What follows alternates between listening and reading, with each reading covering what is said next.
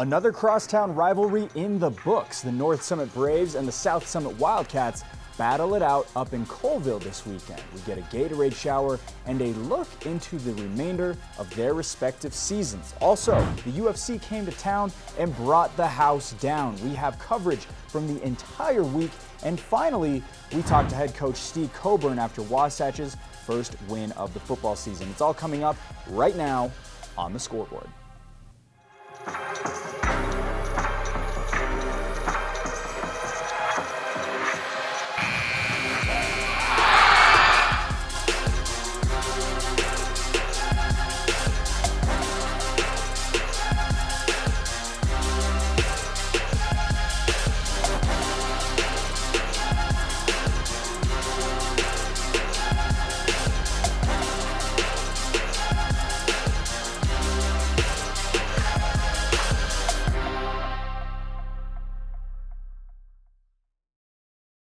"215 yards, 3 touchdowns, and South Summit's Blashy continues to grow into his own as the Wildcats' starting quarterback. I got the chance to talk to Lashy following the game.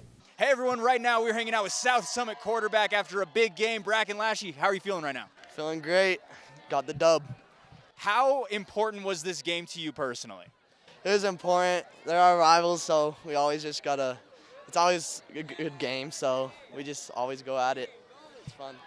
For North Summit, were you expecting the things that they gave to you? Were you expecting how this game played out, a dominant 38-13 victory? Yeah, I was hoping for this, and we did a good part on watching film and everything, so we were ready.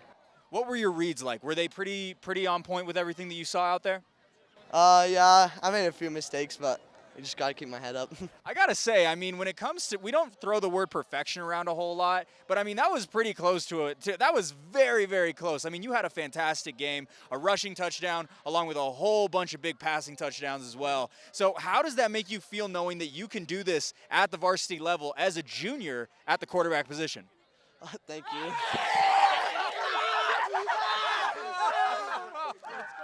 Hey, let's keep going, let's keep going. Thanks, fellas. Thanks, fellas. It just gives me a bunch of confidence and gets me excited for the rest of the season. How does that feel knowing that all your teammates have your back like that as well? That's pretty fun, huh? Yeah, I love it. I love it. With this game, puts you 2-0. Yep. 2 big, dominant victories. What does that mean for the rest of the season? Is this something that you can keep going towards? Oh, yeah. Yeah, we have a lot of momentum, and we're just going to keep going. What is your specific game like? What do you want your quarterback career to look like? I hope I can be known for just throwing a good ball and having a good percentage of completion, and just being top in the state and everything. You are definitely going towards that right now. And you've also got a big helper in Caleb Thompson. Can you tell us a little bit about his performance, how he's been, and what it means to have someone like him to throw the ball to? Yeah, he's a stud. I love Kelby. It always helps to have someone like that on your team. So I'm glad he is. The defense also had a fantastic game. I just am curious your thoughts on the defense tonight. Oh, our defense is amazing. I love watching them play. They always make great plays, and I love it. And then also I wanted to ask you a little bit about the officials and things like that. How do you feel like the game was officiated? There were a couple questionable calls, I'd say, on both sides of the ball, but what did you think personally? Yeah, they're, like you said, they're both sides of the ball, so you just can't really pay attention to that. You just got to play your game and just go with the flow. You're headed up to Idaho next week. Can we get a quick quick keys to victory for that game? How do you think that game plays out? How do you think this team fares against a team outside of the state? So I haven't really seen much of them, but I know they're good. But I think if we practice hard all week, we'll go out with the dub. Caleb Lashy, the quarterback over at South Summit. He's just a junior, so he'll be back next year. Great job. Congratulations.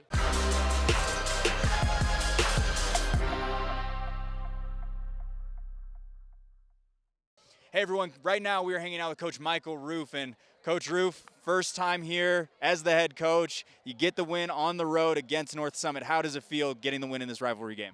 Man, it feels really good. You know, as a kid playing in this game, coming to this game, being a part of it, I mean, it's a big deal. This team's hard. Always. In this rivalry game, it seems like we always play up, right?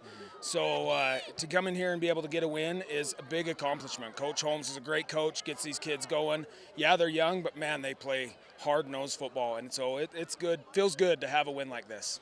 First minute, 15 seconds, you get a big touchdown from Kelvy Thompson. How did that feel, getting a big touchdown early on? And did that kind of set the tone for the entire game? Yeah, I mean, that was our game plan coming in. We knew that if we could get up quick on them, being an option team, it's hard to come back. It takes time, right, to build that back. And so that was kind of our goal, if we could do something quick and try and get down the field in a hurry. Now, obviously, with a guy like Kelby, throwing across the middle and off he goes, it's exciting. Jumping up and down the sideline, we're running down, we just get everybody pumped. It's exciting.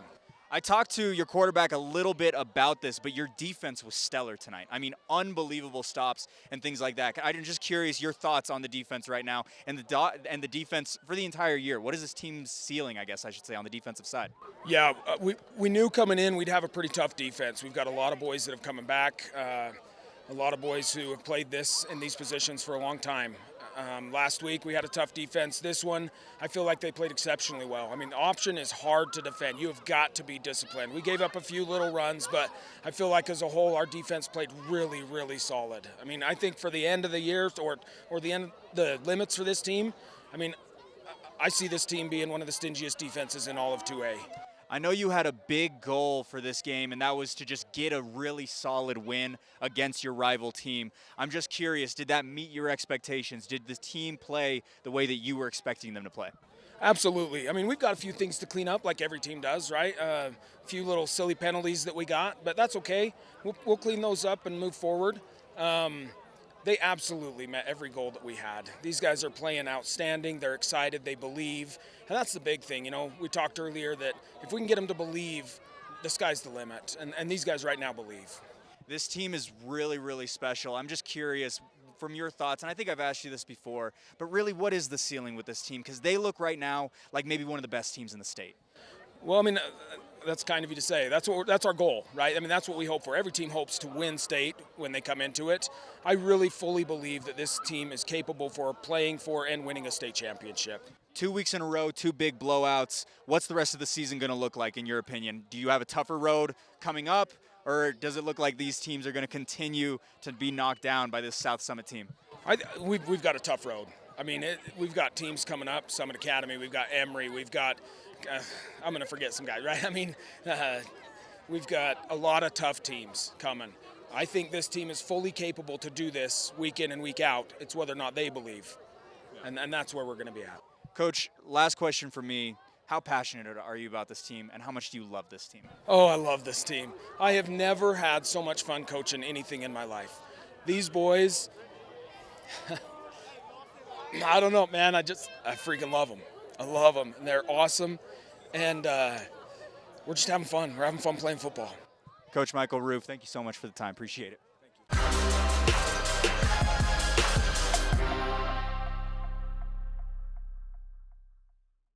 The Wasatch Wasps got back to their winning ways on Friday. Our own Brent Martindale got the chance to catch up with Coach Steve Coburn following the win. Wasatch High School football head coach Steve Coburn with us. Coach, big win for you guys Friday night. Tell us your general feelings right now. Yeah, that was a big win. Skyview is a real good team. In 2019 and 2020, they were back-to-back state champions. And so, it's the first time we played them, and so we didn't know exactly where we were going to be with those guys, but that was a big challenge for us. And I was just real pleased with the way the team stepped up and rebounded from a previous game and, man, just come out and playing well like we did. I was just real pleased with it. Talking about Skyview, any division state champions, you have to be really prepared for. What was it like preparing, and is this going to be an ongoing series? Yeah, we're going to do a 2-year series, so we'll play them at Skyview next year. We had to replace Mountain Crest this year with Skyview. Mountain Crest didn't want to play anymore, and so we picked up Skyview. So it's a 2-year deal with them. Preparing for a team like that, their 2 receivers they had were 6'4", 6'3", and fast and big, and juniors. And so we've got our 5'10", 5'11" corners and so forth out there. So they're tough to prepare for. And again, not knowing other than we saw what they did the week prior against Salem Hills, and they handled them well. And we know how good Salem Hills is in our region. So, I was just real pleased with the way the coaches prepared the players and the way the players executed the game plan. What would you go ahead and say right off would be the number one biggest thing for your team win? Yeah, well, we grade ourselves out on two things. One, on offense, we grade ourselves out on tempo. And tempo is defined as drops, penalties, sacks, or turnovers. And we try to keep those four categories to less than 12% of our total plays. Against Skyview, it was 3% of our total plays. And so we had 0 turnovers, had 1 or 2 sacks, minimized the penalties, and 0 drops last week. So obviously that makes a big deal. And then defensively, we define our relentlessness as pursuit to the football. And last week that was off the charts with the way there were times we would shut the frame off and there'd be 11 players inside the circle there, which is a big deal for us. So we can't go without – you hate doing quarterbacks, sometimes they get all the glory, but you've got a sophomore quarterback right now that is just almost flawless. Now, I know he doesn't think that, and you guys don't too, but, wow, let's give the kids some props. Right. Yeah, Mac is doing a great job. Last year he was playing freshman football, and now he's starting on our team and going live against teams like Skyview. And he was 73% completion last week, which is amazing. We had 0 drop passes. We had some incompletions, obviously, but the ones that were catchable, we caught 100% of them, and he is making the right reads. You saw him a couple of times pull the ball and run for some big gains, and scored a touchdown. And which for a 6 foot, 150-pound sophomore, that's gutsy to do. But he is doing things and getting more and more confident every game. And he ran off the field last week when we took our knee and says, "Coach, I love you." I'm like, yeah. Last week you didn't say that, but this week you love me because we go out and win and we do the things we're supposed to do. So he's just having fun. He doesn't even look like he's nervous. So, I mean, maybe you see things. Chris Cook, and I know you want to mention a lot of players, but Chris Cook is, I know, an integral part of your offense. He looked better. He looked good. Tell me what his progress is. Yeah, after his 61-yard touchdown run he had last week, I talked to him on the sideline. He says, "Coach, I haven't run like that for 6 months." And because he's been nursing a hamstring from last year, and then he injured it to get in track. He's had a turf toe, and so he's just starting to feel better now. And he played really, really well. We challenged him. After the game, I had a radio show, and I talked to him, and I said, well, we challenged Chris to do a better job and to be the leader, and he did that. And as we talked about earlier, he doesn't do that without the offensive line. Geraldo Payan, the senior team captain, and that whole group of 5 just did a great job of picking up their game where they didn't do it the week before. They did it this week. Other names, we didn't talk about this one before. Max Madsen comes in, runs a little bit. You give Chris Cook a little rest. Wow, carries 7 or 8 times in a row and a touchdown. Are you surprised with that, or is he someone you're looking at? Max has had a great summer, prepared himself well, and that was his opportunity. And again, after the game, the previous game, he came off the field and he says, "Coach, just thank you for the opportunity." And this week, we got more of an opportunity with the game and the situation we were in. And Max had a great summer, and we know that Max is somebody who we can go to if we need to give Chris a rest, and because of what he's done in the offseason. We talked about this a little bit before. So sometimes there's unsung heroes, maybe someone that isn't recognized. Who would that be for this week? Well, on defense, it's Colton Bassett, number 14, had 2 interceptions, and just played a phenomenal game in all aspects. Even when he didn't have interceptions, he had breakups, he had tackles, he was playing all our coverages the way they needed to do, and he has never played corner before.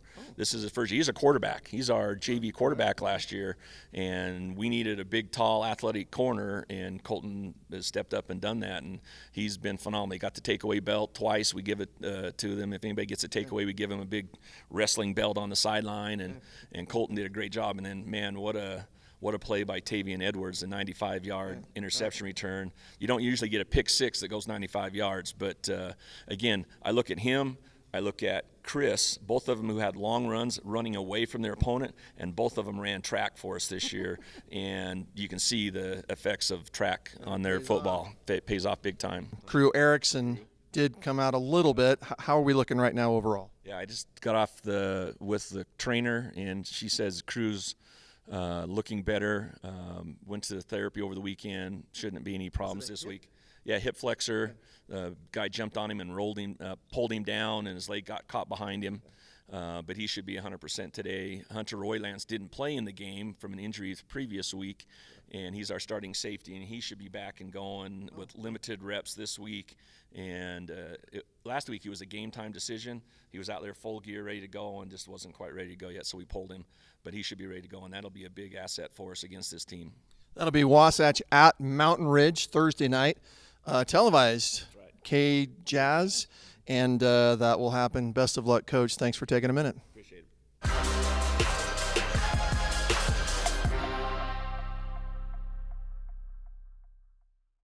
The UFC came to Salt Lake City this past weekend for the first time in 6 years, and they brought the house down with what was arguably the biggest comeback in the history of the sport. Leon Edwards knocked out pound-for-pound #1 fighter in the world, Kamaru Usman, and we talked to Leon a little bit about it after the fight. And on top of that, we talked to UFC President Dana White as well. I'm just curious what that felt like to feel that turn of the crowd throughout the 5 rounds. It felt amazing. I don't really focus much on the crowd, you know. I've been in a situation where I was booed before and came out and win, and I don't really focus too much of my energy on the crowd. I just focus on being in a fight and getting a finish. I know if I go out there and perform, I know I can perform. The crowd will turn and they'll be on my side, you know. He was the champion, so it was right to cheer him, you know. He's deserved of the chair. He's been a long reigning champion. But I said it all week that I believe I was a better man, and tonight I proved that.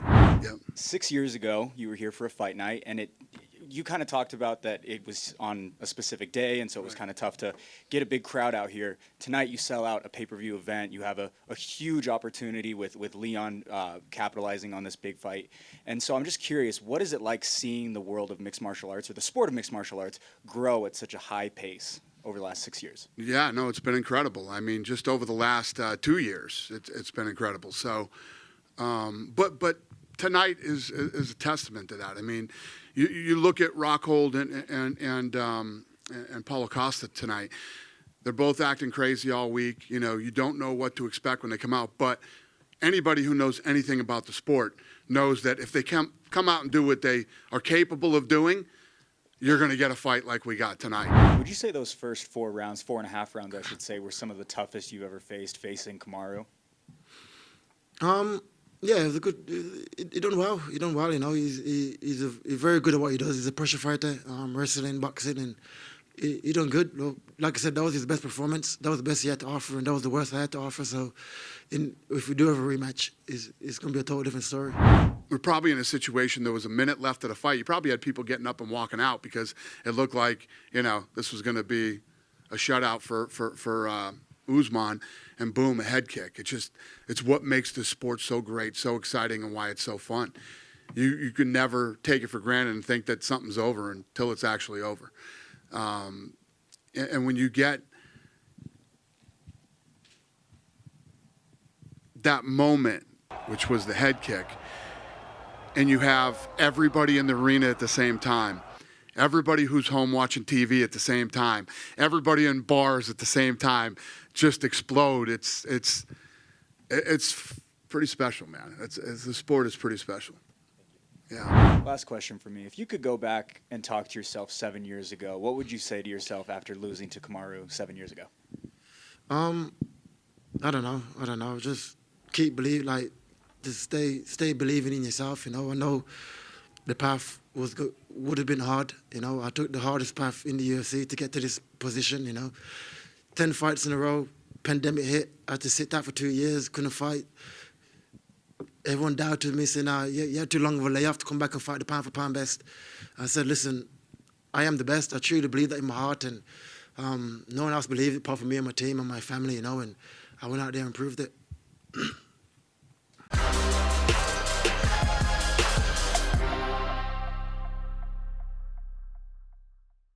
I'm just curious, yesterday at the weigh-ins, you were bombarded by a ton of Salt Lake City fans. I'm just curious what your thoughts were about being here in Salt Lake City and how you've enjoyed it. Yeah, this sport's crazy. I mean, humans recognize effort. I've said that since day one. I give max effort. You pay a ticket price to come to this arena and feel a feeling, get endorphins, adrenaline. These are things that you don't feel on a regular basis. And when you feel it, it's something special, especially when you're not in danger. You can enjoy the hell out of it. So, I give every single person the cost of admission. So, they love me. I love them. This is, I've seen fighters, and I don't mean to knock them, but taking pictures, signing autographs. As a child, that was my dream. I was out there for 3.5 hours today. They had a clicker, first time ever, and I got to work through about 920 people in 3.5 hours. So it's a dream come true for me. I come from a small place. We as fighters don't come from opportunity. We don't come from wealth. And we have one dream, and that's to inspire the world. That was my dream, and it's cool that I get to do that. If you were to beat Davison in the fourth fight, who would you want to fight next? Would you want a fifth fight with Davison, or would you want someone like an Alexander Pantoja? Man, you know what? The last time when I said will be the last fight against Figueiredo, I fought two more times with him. So I don't want to say it's the last time, but I think the fourth one will be the last one for us. I feel that, right? So thinking about next challengers, definitely Pantoja is next. I feel he deserves it right now. The problem is we haven't finished business, Figueiredo and I, so that's the problem. So the goal right now is to finish those business with Figueiredo and then start to think in the other challenges. But definitely Pantoja is there. Even who other one, maybe Askarov, he lost against Kai Kara France, but his name is still there, right? So we need to wait a little bit about how the flyweight division is moving, but I'll be ready. There's a big fight coming up, Michael Chandler versus Dustin Poirier. You've shared the octagon with both of those fighters. I'm curious how you see that fight playing out. It's all a guess.